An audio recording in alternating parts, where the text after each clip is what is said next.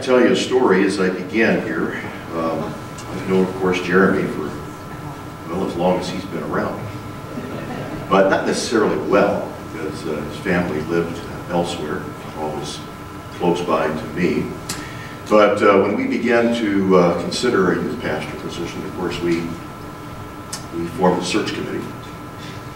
And some of you were on that committee, and we dialogued with a number of people, and eventually Jeremy filled out the various forms, and we began to dialogue with him as well. I think either Keith or Judd were serving as the chairman of the committee at that time, and in the dialogue, they asked him how well he knows his Bible. To which he replied, well, I know my Bible very well. Both the Old and the New Testament I know quite well. And Keith, I think, then asked him, well, why don't you tell us one of the stories that you know, well, from the Bible, for instance. You know, do you know the story of the Good Samaritan? He just picked a story out of the New Testament. And Jeremy said, yes, I know that story. And so he began to tell the story of the Good Samaritan. He said there was a man of the Pharisees named Nicodemus who went down to Jerusalem by night, and he fell upon stony ground, and the thorns choked him half to death.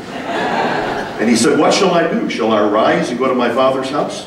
And he arose and climbed into a sycamore tree. The next day, Solomon and his wife, Gomorrah, came by and found him, carried him down to the ark for Moses to take care of him. But as he was going into the eastern gate of the ark, he caught his hair on a limb and hung there for 40 days and 40 nights. And he afterwards was hungry, and the ravens came and fed him. The next day, the 3 wise men came and carried him down to Nineveh, where he saw Delilah sitting on the wall. And he said, chunk her down, boys. And they said, well, how many times shall we chunk her down? Until 7 times? Nay, until 70 times 7. So they chunked her down 490 times, and she burst asunder in their midst. And they picked up 12 baskets full of fragments that remained. And in the resurrection, whose wife will she be? Well, you can imagine, the rest of the search committee sat there stunned. We were all speechless until Keith said, well, brethren, I think we should hire him. He really knows his Bible.